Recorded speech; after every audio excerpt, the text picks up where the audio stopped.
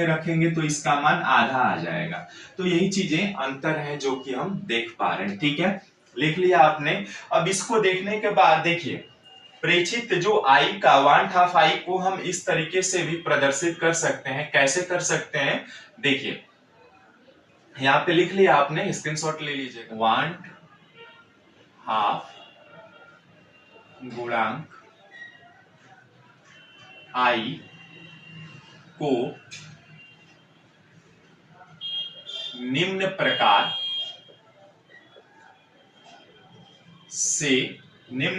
से क्या कर सकते हैं, परिभाषित किया जाता है। निम्न प्रकार से परिभाषित किया जाता है। ठीक है, ये देखिएगा बहुत इंपॉर्टेंट है थोड़ा। ठीक है, परीक्षा के दृष्टिकोण से। ठीक है, अब आई बराबर क्या होगा, देखिए आई बराबर होता है सामान्य मोलर द्रव्यमान। अभी देखिए आपके एनसीईआरटी में जो हेडिंग लगाया था ना, सामान्य मोलर द्रव्यमान, सामान्य मोलर द्रव्यमान बटे, सामान्य मोलर द्रव्यमान हो गया। उसके बाद असामान्य मोलर द्रव्यमान,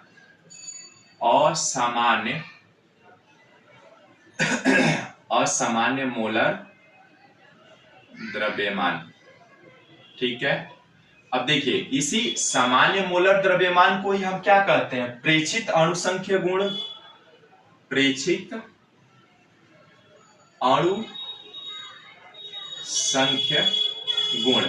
ठीक है, जो प्रैक्टिकली आ रहा है। ठीक है, उसके बाद असामान्य मोलर द्रव्यमान परिकलित अणुसंख्य गुण, यानी यहां पर आ जाएगा परिकलित, साथ में लिखते भी रहिएगा, परिकलित अणुसंख्य गुण। ठीक है जी, यहां तक लिखा हमने।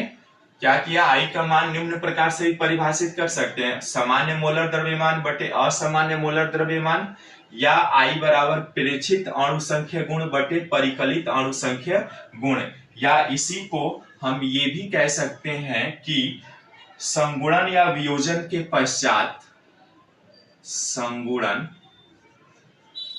या वियोजन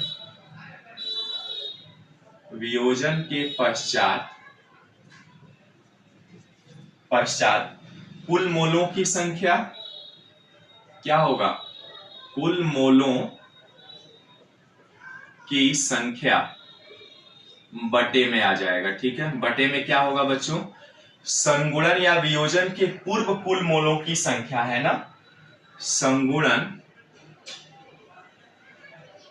या वियोजन के पूर्व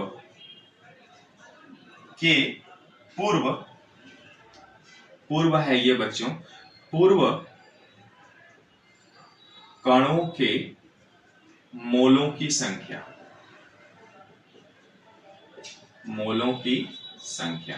ठीक है, ये आपका फार्मूला हम इस प्रकार भी लिख सकते हैं बच्चों। ठीक है, अब ये चीजें आप नोट डाउन कर सकते हैं, नोट डाउन कर लीजिएगा।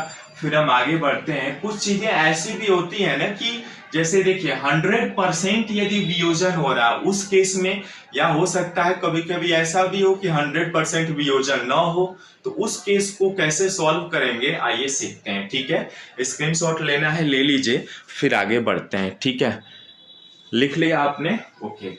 अब देखिए 100% के केस में क्या होगा बच्चों, कि 100% के केस में ये होगा कि वो पूर्ण रूप से क्या होगा, वियोजित हो जाएगा। ठीक है, लिख लिया, मान लेते हैं हम कि 100% वियोजन हो रहा है। 100% वियोजन के केस में क्या होता है बच्चों, 100% वियोजन के केस में आप जानते हैं कि जैसे NaCl का आपने लिया था, तो क्या किया था आपने, एक NaCl को लिया था और जैसे ही इसको आप डिसोसिएशन कराते हैं तो ये दो भागों में टूट जाता है, यानी Na++Cl-, यानी यहाँ पे आप जब आई का मान निकालेंगे बच्चों, आई का मान जैसे ही आप निकालेंगे तो इसमें कुछ अलग आएगा। कैसे आएगा, देखिए आई का मान क्या होगा, यहाँ पे आई का मान जैसे ही निकालेंगे तो वियोजन के पश्चात कुल मोल कितने हैं, 1 और 1 2 हो गए, और वियोजन के पूर्व कितने हैं, एक ही तो है, कुछ नहीं है, तो 1 है, यानी यहाँ पर 1, यानी आई के मान 1/2 फैक्टर कितना आया, 2 आएगा। ठीक है। ऐसे ही यदि AlCl3 के केस में देखा जाए, AlCl3 के केस में, तो यहां पर भी इसका डिसोसिएशन हो जाता है, यानी वियोजन होगा। तो क्या होगा, Al3 प्लस और +3Cl माइनस यहाँ पे होगा। अब यहाँ पे यदि आप I का मान निकालेंगे तो कितना आएगा, देखिए संयोजन या वियोजन के पश्चात कितने टोटल मोल मिल रहे हैं, 1 मोल इसका और 3 इसका, यानी 4, और वियोजन के पूर्व कितना है, 1 ही लिया था, यानी 4 हुआ। ठीक है, तो बहुत सारे एग्जाम्पल्स हैं ऐसे, NaCl हो गया, AlCl3 हो गया। अभी आपने उसका भी देखा, क्या देखा, एथेनोइक एसिड का, कि जैसे ही आप CH3COOH को ले रहे थे तो ये क्या हो रहा था, ये संयोजित मतलब वियोजित नहीं हो रहा, संगुणन हो जा रहा था, यानी CH3COOH का क्या हो रहा था, होल ट्वाइस, यानी यहाँ पर 2 ले रहे थे तो 1 मिल रहा था, यानी I का मान कितना आ रहा था बच्चों, संयोजन या वियोजन के पश्चात कुल मोलों की संख्या कितना है, 1 है, और संयोजन या वियोजन के पूर्व कुल मोलों की संख्या 2 है, तो इसका 1/2 आया। देख रहे हैं 1/4 या I बराबर 2 आ रहा है। ठीक है, अब ये अलग अलग केस बन जा रहे हैं बच्चों। ठीक है, इसमें केस क्या बन रहा है कि यदि संयोजन वियोजन का मान I बराबर 1 है, देखिएगा, यदि संयोजन या वियोजन के केस में यदि आपके पास I बराबर 1 आ रहा है, तो इसका मतलब कि ये हुआ कि न तो संयोजन हुआ न तो वियोजन हुआ। इसका मतलब क्या हुआ, न तो संयोजन हुआ और न तो वियोजन हुआ। ठीक है ना। अब इसका एग्जाम्पल अभी आपने देखा था, क्या देखा था, ग्लूकोज का। ग्लूकोज के केस में क्या देखा था, C6H12O6 में आपने ये देखा था कि इसका कोई डिसोसिएशन नहीं हो रहा था, यानी C6H12O6, यानी यहाँ पर I का मान निकालेंगे तो क्या आ रहा था, वियोजन के संयोजन या वियोजन के पश्चात मोलों की संख्या 1 और संयोजन या वियोजन के पूर्व कुल मोलों की संख्या 1, यानी 1। इसका I का मान 1, यानी I बराबर जब 1 आएगा तो न तो संयोजन हुआ और न तो वियोजन हुआ। इसके आधार पे हम कंक्लूजन पे आ रहे हैं। ठीक है, दूसरा, ये फर्स्ट पॉइंट हो गया। दूसरा पॉइंट क्या हुआ बच्चों, दूसरा पॉइंट ये हुआ कि यदि I का मान 1 के बराबर नहीं है तो इसमें 2 केस बन जाएंगे, या तो I का मान 1 से छोटा हो, या दूसरा केस क्या हो जाएगा, I का मान 1 से बड़ा हो। यही 2 केस बनेंगे। देखिए, एक तो I का मान 1 आ रहा था तो वहां पर कोई संयोजन या वियोजन नहीं हो रहा था, इसका मतलब कि I का मान 1 है। लेकिन यदि I का मान 1 नहीं आएगा तो इसमें 2 केस हो सकते हैं, स्वाभाविक सी बात है, आप जानते भी हैं। यदि I का मान 1 नहीं है तो या तो I का मान 1 से छोटा होगा या I का मान 1 से बड़ा होगा। यदि I का मान 1 से छोटा है तो क्या होगा, इसमें संयोजन हो, संगुणन होगा, है ना, संगुणन कह लीजिए या संयोजन कह लीजिए। जैसे कि आपने अभी देखा, ये CH3COOH का क्या देखा था आपने, 2 CH3COH लिया था तो हाइड्रोजन बॉन्ड के कारण ये एक ही आपका CH3COH बन रहा था, है ना। तो इस केस में आपने I का मान निकाला तो यहाँ पर 1/2, यानी 1/2 का मतलब कि 1 से छोटा होगा, यानी 0.5 आया। तो इसलिए जब I का मान 1 से छोटा हो तो संयोजन होगा, जब I का मान 1 से बड़ा होगा, जैसे कि NaCl, तो इसमें क्या होगा, वियोजन होगा, है ना। जब I का मान 1 से बड़ा होगा तो इसमें क्या होगा बच्चों, वियोजन होगा। ठीक है, और वियोजन के केस में अभी आपने देखा NaCl में, NaCl को जैसे ही आप डिसॉल्व करा रहे हैं तो ये Na+ और +Cl- में कन्वर्ट हो जा रहा है, यानी I का मान आप निकाल रहे हैं तो देखिए संयोजन या वियोजन के पश्चात कुल मोलों की संख्या कितना, 1 और 1 2, और संयोजन या वियोजन के पूर्व कुल मोलों की संख्या 1 है तो यहाँ पर 2 आ जाएगा, यानी जो कि 1 से बड़ा है। इसलिए जब I का मान 1 से बड़ा हो तो वियोजन होगा, जब I का मान 1 से छोटा हो तो संगुणन या संयोजन होगा, और यदि I का मान 1 है तो न तो संयोजन हो रहा है न तो वियोजन हो रहा है। इस केस में ये आप देख लीजिएगा, ठीक है, और आसानी से लिख लीजिएगा, ठीक है ना। अब देखिए, जैसे ही मान लीजिए यदि ये तो सारी चीजें 100% वियोजन पर आधारित हुआ, यदि 100% वियोजन न हो रहा हो तो क्या होगा उसको देखते हैं और ध्यान से समझिएगा, ठीक है। चलिए उसको समझते हैं। अब क्या समझे हमने कि यदि i बराबर 1, न तो संयोजन हुआ न तो वियोजन हुआ, इसको लिख लीजिएगा, स्क्रीनशॉट लेना है। बराबर 1 है तो विलेय का विलयन में संगुणन या वियोजन नहीं होता है, ये चीज अभी हमने सीखा। दूसरा क्या सीखा, i का मान यदि 1 से बड़ा है तो विलेय का आयनन यानी वियोजन होता है, ठीक है। यदि i का मान 1 से छोटा है तो विलेय का संगुणन होता है। अभी तक हमने जो भी सीखा वो 100% वियोजन जब हो रहा था उस केस को अध्ययन कर रहे थे। मान लीजिए यदि 100% वियोजन न हो तो उस केस को कैसे सॉल्व करेंगे, आइए सीखते हैं, ठीक है। देखिए NaCl को हम जानते हैं कि NaCl को जैसे ही आप आयनन कराते हैं तो क्या होता है, देखिएगा ध्यान से। NaCl का आयनन आप कराते हैं तो ये दो आयनों में आयनित हो जाता है, यानी प्लस प्लस Cl माइनस, यानी एक NaCl को लिया हमने तो देखा कि दो ये भागों में टूट गया, यानी एक Na में टूटा और दूसरा Cl माइनस में टूटा। यदि मान लीजिए कि अभी आपने कोई यानी इसमें कोई भी आपने डिसोसिएशन नहीं कराया हो, यानी जब समय t बराबर 0 हो तो उस केस में यानी अभिक्रिया क्या हुआ, अपने क्या किया, t बराबर 0 लेने का मतलब ये हुआ कि अभी आपने क्या किया, NaCl को डिसोसिएशन नहीं कराया है। उस केस में क्या होगा, NaCl तो एक होगा ना, उस केस में क्या होगा, NaCl तो एक होगा, लेकिन अभी चूंकि ये डिसोसिएशन नहीं हुआ है तो ये दोनों क्या होंगे, 0 0 हो जाएंगे। t बराबर 0 पर ध्यान दीजिएगा, NaCl का हमने अभी 100% वियोजन के केस में देखा था तो उसमें हमने मान लिया NaCl को जैसे ही डिसॉल्व करते हैं या आयनीकृत करते हैं तो ये दो भागों में टूटता है। मान लिया हमने डिसोसिएशन नहीं कराया, यानी t बराबर समय बराबर 0 पर, जबकि अभी समय 0 है तो नहीं कराया, यानी अभी हमने केवल NaCl को लिया है 1 मोल, ठीक है। यानी 1 मोल NaCl लिया है तो अभिक्रिया स्टार्ट तो हुई नहीं है, इसलिए ये Na प्लस क्या होगा, 0 होगा और Cl माइनस भी क्या होगा, 0 होगा।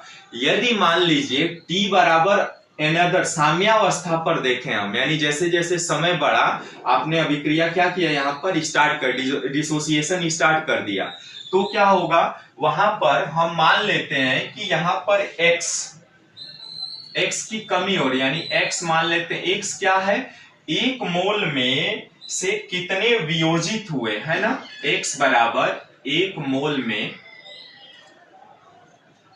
x क्या है, 1 मोल में कितने वियोजित हुए, है ना, उसको x मान लिया हमने, ठीक है। x मान लिया कि ये कुछ समय के पश्चात साम्यावस्था पर आकर के x मोल में वियोजित हो जा रहा है, ठीक है। तो x क्या है, x जो है कि 1 मोल में कितने वियोजित हुए उस चीज को बता रहा है, ध्यान से समझिएगा, ठीक है। अब हम क्या करते हैं कि t बराबर साम्यावस्था पर क्या हो जाएगा बच्चों, t बराबर साम्यावस्था पर जैसे ही आएगा क्या होगा, जैसे ही आपने NaCl में समय के अनुसार क्या किया, इसको स्टार्ट किया, डिसोसिएशन स्टार्ट किया, तो इसके कुछ अणु क्या होंगे, वियोजित होंगे। वो अणु हमने क्या माना, x माना, तो यहाँ पर NaCl के वियोजित अणुओं की संख्या क्या हो जाएगी, 1 माइनस x हो जाएगी, ठीक है ना बच्चों। यहाँ तक क्लियर हुआ। हमने माना x क्या है, x देखिए 1 मोल में कितने वियोजित हुए वो है, यानी यहाँ पर हम 100 वियोजन के केस में x को हम वियोजन स्थिरांक भी कहते हैं, ठीक है, ध्यान दीजिएगा। तो 1 माइनस x हुआ, यानी t बराबर साम्यावस्था पर यहाँ से NaCl में मान लिया हमने x ये मोल वियोजित हुआ तो 1 माइनस x हो गया टोटल। यहाँ पर कितने आएंगे, देखिए Na है तो ये क्या हो जाएगा, x होगा, और Cl क्या होगा, x आ जाएगा, ठीक है। यहां तक क्लियर है बच्चों।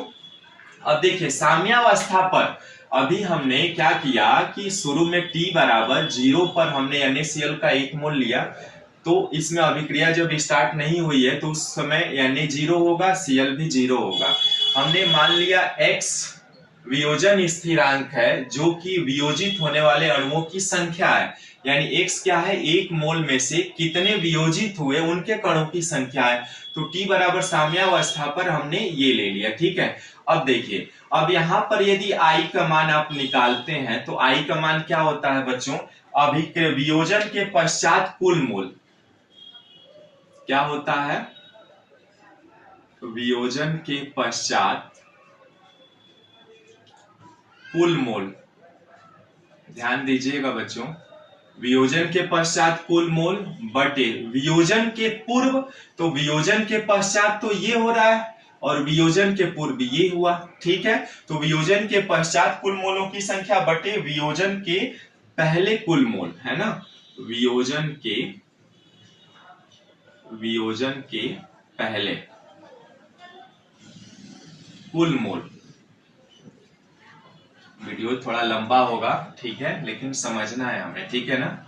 अब वियोजन के पश्चात कुल मोलों की संख्या कितनी हो जाएगी बताएंगे, ये टोटल होगा, यानी इन सभी को जोड़ेंगे हम, 1 माइनस एक्स प्लस एक्स बटे वियोजन के पहले कुल मोलों की संख्या ये होगी, यानी 1 प्लस जीरो एक्स कैंसिल हो जाएगा, यानी 1 प्लस एक्स बटे 1 या 1 प्लस एक्स, यानी I बराबर आपको क्या मिल जाएगा, 1 प्लस एक्स मिला बच्चों, ठीक है। अब ध्यान दीजिएगा, यानी जब x क्या होगा आपका, यहां पर x जो है वियोजन स्थिरांक है, x क्या है, x वियोजन स्थिरांक है, यानी इसका मतलब एक मोल में कितने वियोजित हुए उसकी संख्या है, वियोजन स्थिरांक। अभी संगुणन स्थिरांक का भी होगा जब CH3COOH देखेंगे तो, ठीक है। यहां पर देख लिया हमने, यानी 1 प्लस एक्स निकाला। अब मान लेते हैं कि यहां पर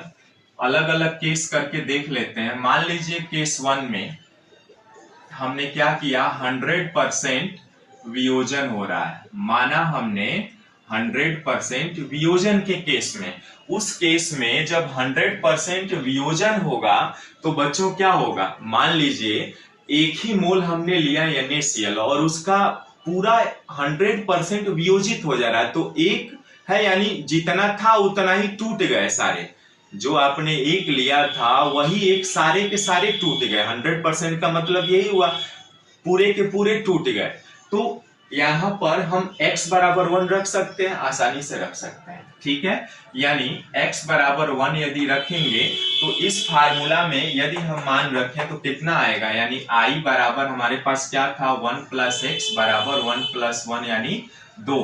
अब देखिए I का मान कितना आ गया, अभी ये 100% वियोजन न हो रहा हो तो उस केस में फार्मूला हमने डेराइव किया, लेकिन जब 100% हो रहा है तो आपने अभी तो निकाला था इसके पहले, I बराबर क्या हो रहा था, देखे थे अभी 1 और 1 2, यानी वियोजन के पश्चात कुल मोल 2 और वियोजन के पूर्व यानी 2 आ रहा है, यानी यहाँ पर भी क्या आया, 2 आया 100% वियोजन के केस में। लेकिन मान लीजिए